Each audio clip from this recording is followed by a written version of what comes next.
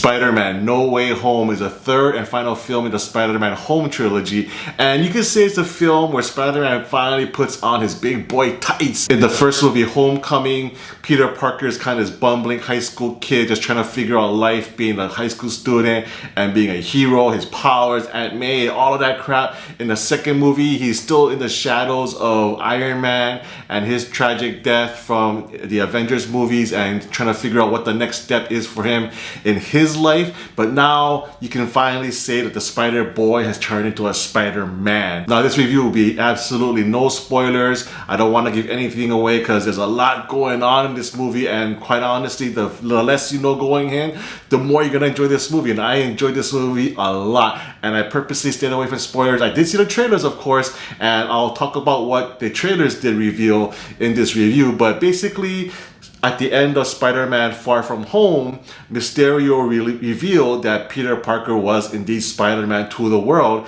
and now he's gonna deal with that shit. You know, bye-bye normal life as a teenager, bye-bye hidden identity. Everybody knows who he is now, and they actually blame him for the death of Mysterio, who they all thought as a hero for defeating all these fake monsters that he created. So his life is getting all messed up. You know, he just wants to have some cruise time with his girlfriend Zendaya, MJ, you know, so that's all getting all messed up. So he goes, Dr. Strange, and yo, Dr. Strange, you know, I'm having a hard time. Can you please just make everybody forget I was Peter Parker and I can just live on with my life? So Strange goes, yeah, dude, I got you. So Strange starts conjuring this spell, but in the middle of the spell, Peter Parker goes, oh wait, is everybody gonna forget? Can MJ remember? Can Ned remember? Can Aunt May remember? And then that just kind of messes Strange up, and then the whole spell is all kapoots, and then opens up the doors to the multiverse. So all of a sudden, Spider-Man Peter Parker is coming across all of these villains from the other Spider universes from the previous iterations of Spider-Man films. First we see Dr. Octopus, played by Alfred Molina. You see the Green Goblin, played by Willem Dafoe. Jamie Foxx, played by Electro. Sandman, Thomas Hayden Church, and also the Lizard by Reese Fonz. All these villains from the previous 5 Spider-Man films all make their way into this current multiverse universe because they all know of Peter Parker's identity as Spider-Man in their universe, which is why they are now entering here. So now it's all messed up. He has got all these villains to deal with, and that's the basic premise of this movie, and I was just blown away by this movie. It's so much fun. There is tons of fun to be had in this movie because, you know, that's what the essence of Spider-Man is. Spider-Man is this great hero, you know, with great power comes great responsibility. He's got these super abilities, and yet at the same time, Spider-Man is really popular because he's so relatable. He's like an every guy, every man in this tight red and blue suit. But, you know, he's very human. He has flaws. You know, he has wants and needs and all this kind of stuff. So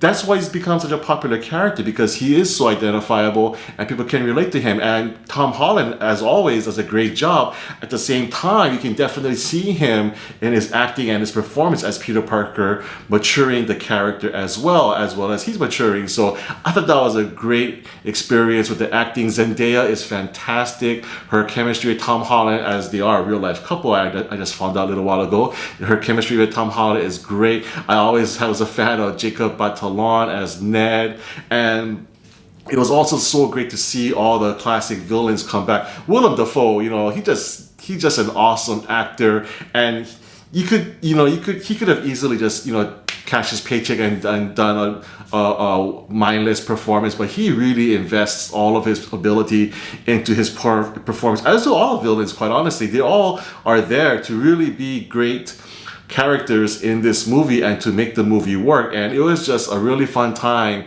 to see how they all interacted and their motivations, etc. Now I say I can't go into spoilers, so I can't go much beyond that, but you know, the film overall, it just takes a lot. There's a lot of story in this movie, and yet it tells it really well. It never gets old. It never gets very expositional.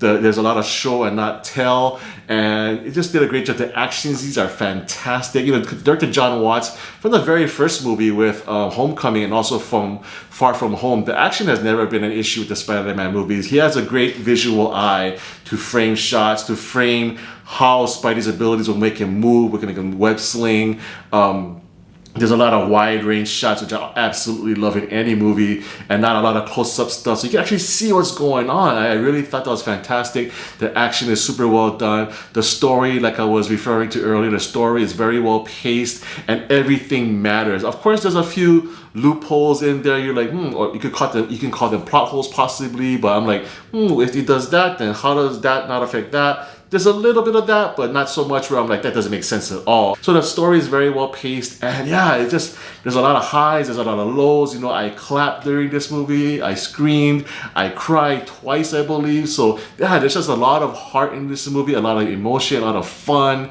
and you know, that's what Marvel does. And you know, that's why people love Marvel movies, and especially me. And you know, there are different tiers of Marvel movies, and I would definitely say that Spider-Man Far From Home is definitely top tier. I had really lots of fun with this movie. There are a few post-credit scenes. I will say that the absolute last one at the very end, you probably don't need to see it, although it was fun to watch, but it's not really necessary viewing. The middle one, yeah, it's kind of fun, and we'll see where that goes as well. But yeah, overall, Spider-Man Far From Home, great time. I love Tom Holland. I love the cast. I love the villains coming back. I love how the story really had a great reason for them to be there and how it resolved their story. So for me, Spider-Man Far From Home is a boom, 10 out of 10.